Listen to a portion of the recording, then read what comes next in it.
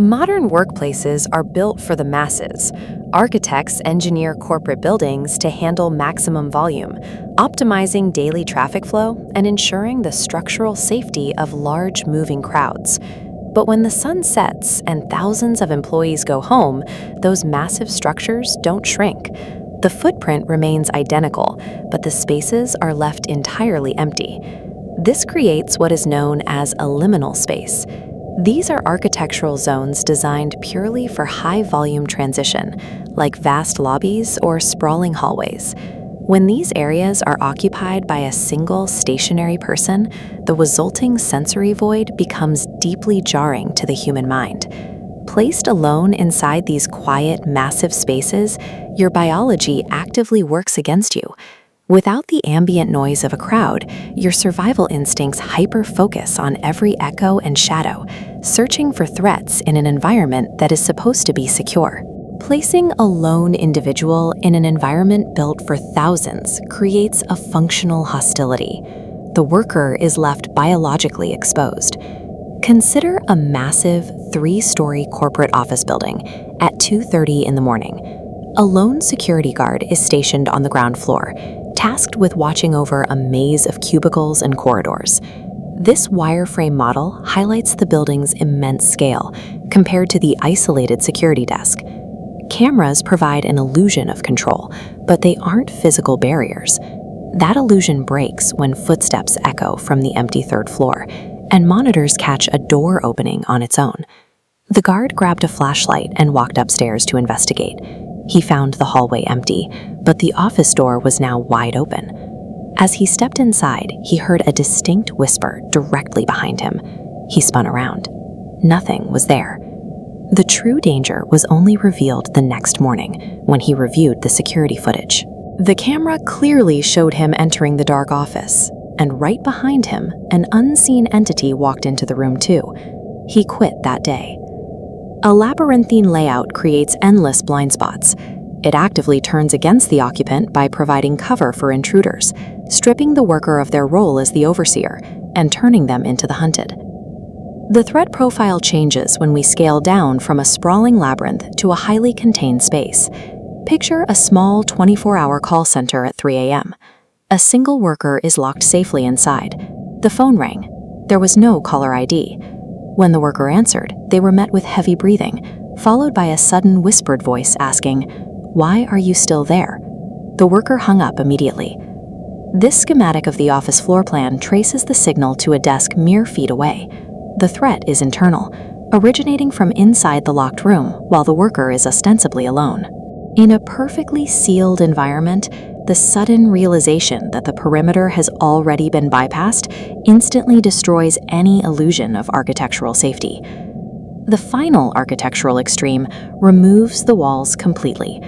A lone worker is stationed inside a small, glass-walled gas station, completely isolated on the dark outskirts of town. This diagram demonstrates the fishbowl effect. Exterior darkness makes interior glass reflective, blocking outbound vision while giving observers 100% inbound visibility. At 1 a.m., a man stood in the dark staring in, then entered to warn, "You shouldn't be here tonight," before driving away. 10 minutes later, all the lights went out. Total darkness. Instantly, headlights snapped on in the parking lot. The man had returned, sitting there watching. The worker locked themselves in a back room and called the police. By the time officers arrived, the car was gone. But the police confirmed the vehicle belonged to a known predator with a history of specifically targeting exposed night workers. Fishbowl architecture physically traps the worker in a cage of light. It strips away all defensive cover, offering them up completely to the surrounding darkness.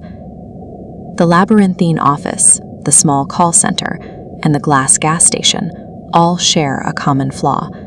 They were designed for the activity of a daytime crowd. When that crowd vanishes, the architecture shifts from a functional workspace into a vacuum. The anxiety felt during the graveyard shift is a logical, biological response to this mismatch.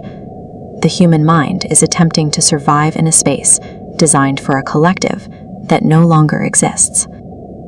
when you are forced to fight thousands of years of human survival instinct just to navigate the blind spots of your own workplace, it proves that some nights are better left alone.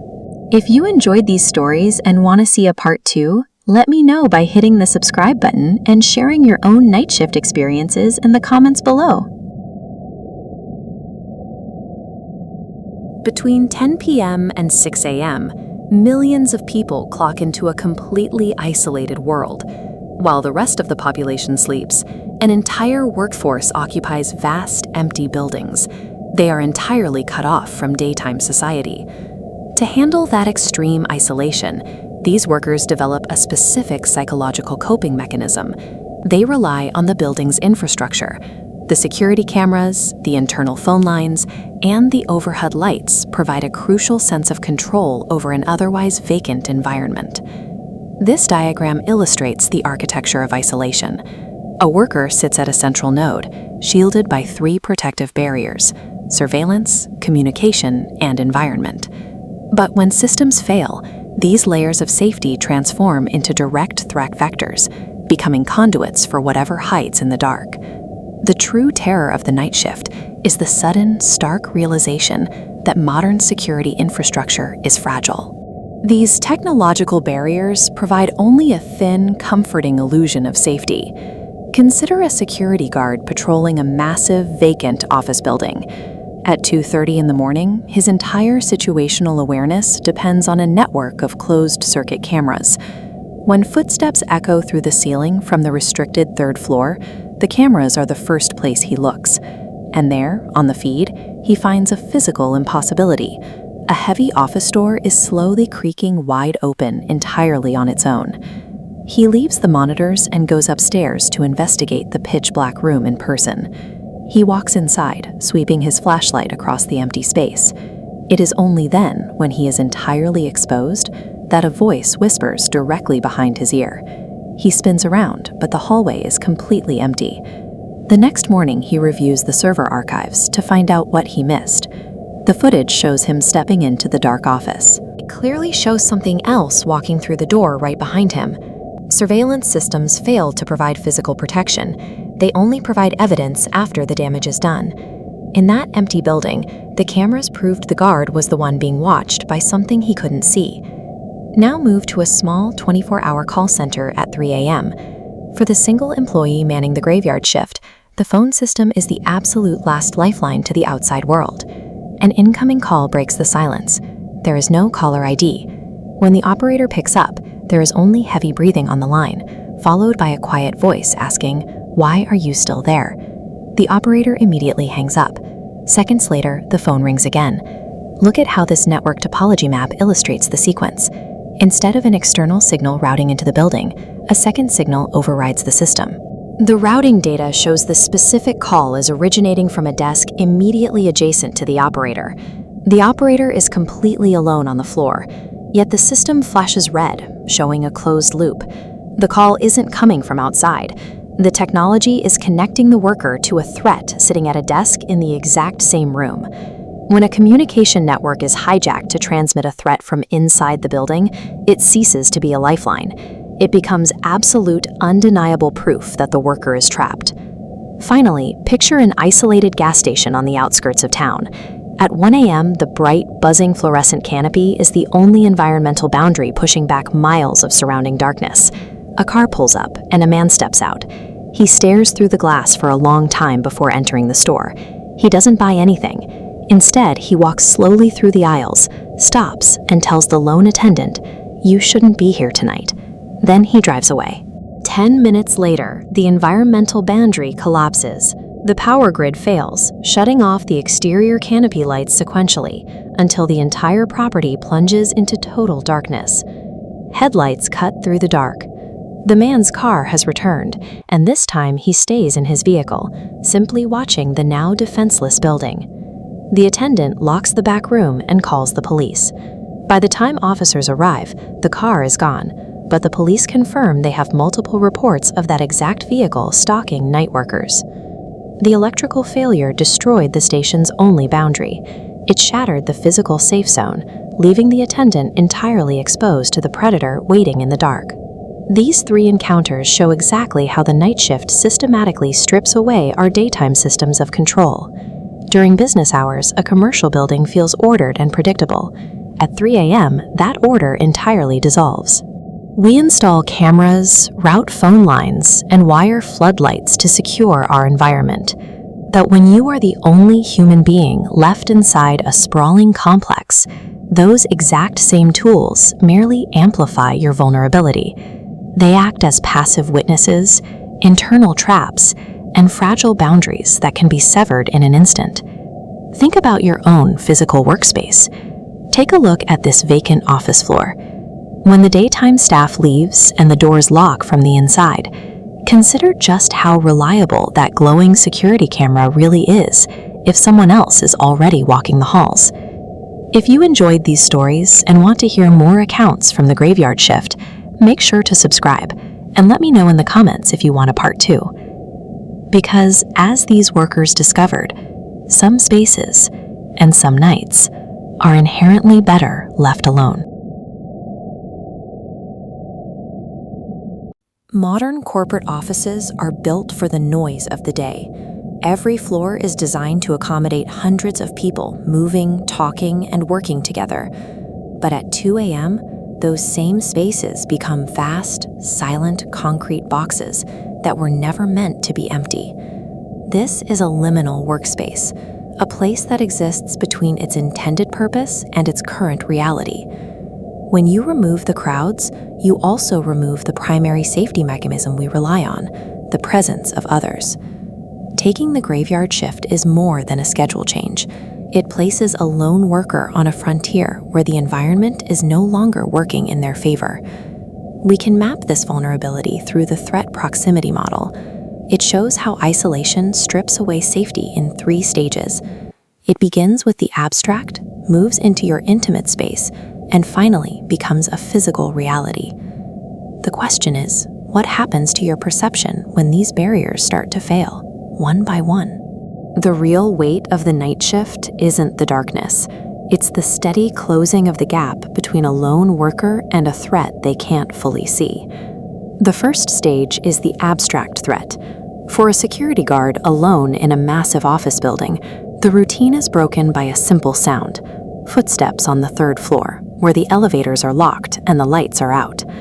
A look at the security monitors provides the first anomaly. In a hallway that should be vacant, an office door swings open on its own. Investigation yields nothing. The room is empty. But as the guard stands there, he hears a whisper directly behind him, so close he can feel it.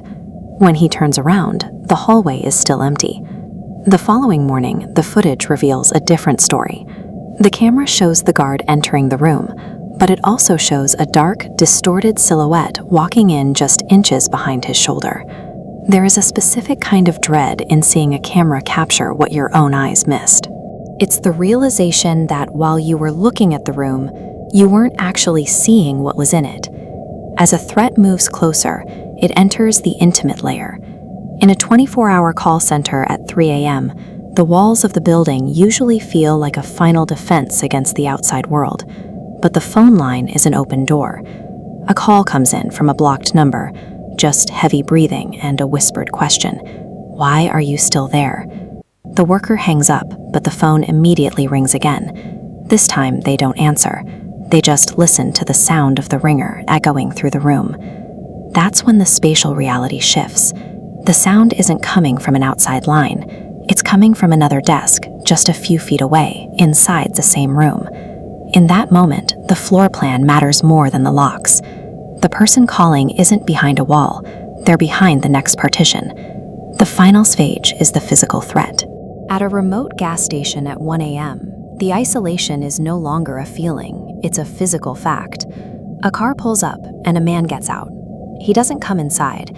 He just stands in the dark, staring through the glass window, watching the worker at the register. He eventually enters, walks the aisles in silence, and delivers a single warning: "You shouldn't be here tonight." Then he drives away. 10 minutes later, the power cuts. The store is plunged into total darkness, leaving the worker blind. Two headlights cut through the window. The same car is back. It isn't pulling up to the pump, it's just idling in the lot, keeping the worker illuminated in the center of the dark store. The police arrive after the car has vanished, but they provide the most chilling detail of all. They've seen that car before. It belongs to someone who doesn't want gas or money. He systematically stalks night shift workers. When the mystery of the car is replaced by a police report, the situation changes. You aren't dealing with a shadow or a phone line anymore. You're dealing with someone who has been waiting for the sun to go down. We aren't built for this level of isolation. Without the presence of other people to anchor us, the massive workspaces we build become silent, high-stakes environments where every sound is a potential breach. These three stories show the steady collapse of the threat proximity model: the abstract shadow on the camera, the intimate call from across the room, and the physical presence of a stalker in the parking lot. Modern life relies on a 24-hour cycle, but that convenience is supported by an environment that is fundamentally different once the crowds leave. For the lone worker, the safety of the city is only as strong as the person standing next to them. If these stories made you look twice at an empty hallway, subscribe for more, and let me know in the comments if you're ready for part 2, because some nights are better left alone. Controlling a massive commercial complex. A multi-story office building contains tens of thousands of square feet. During the day, that scale is practical.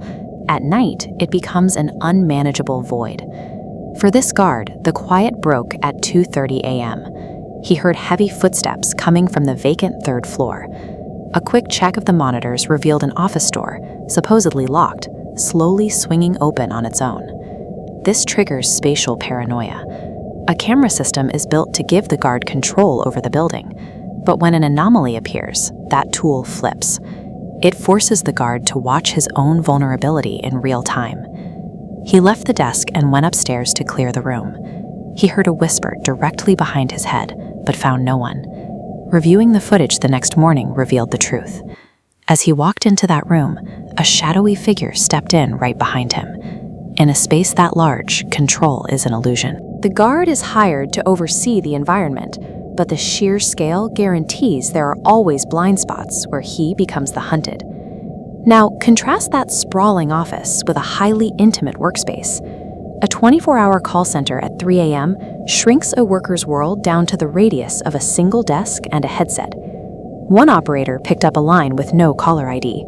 She was met with heavy breathing, followed by a voice whispering, "Why are you still there?" To cope with the isolation, the mind creates a safe zone. The operator claims an illuminated bubble around their workstation, ignoring everything outside the monitor's glow. She hung up, but the phone rang again.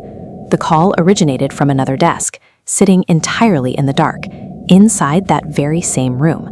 The safe zone has collapsed. With the vast empty space no longer acting as a barrier, the worker is trapped in that tiny illuminated bubble with the source of the threat. This dynamic plays out most dangerously in rural retail locations. A lone gas station attendant working the midnight shift is stationed on a brightly lit island, completely surrounded by an ocean of total darkness. Around 1 a.m., a man pulled up, but he didn't immediately come inside. He stood outside the glass doors, staring in. When he finally walked the aisles, he simply approached the clerk and told him, "You shouldn't be here tonight." The man drove off. 10 minutes later, the store's power was cut. In the pitch blackness, those same headlights clicked back on. The clerk locked himself in a back room and called the police. By the time officers arrived, the car was gone, but they confirmed a grim pattern. That specific vehicle had a documented history of stalking night shift workers. This environment exposes the ultimate liminal terror. A lone worker, cut off from society, is a vulnerable target for real-world human predators.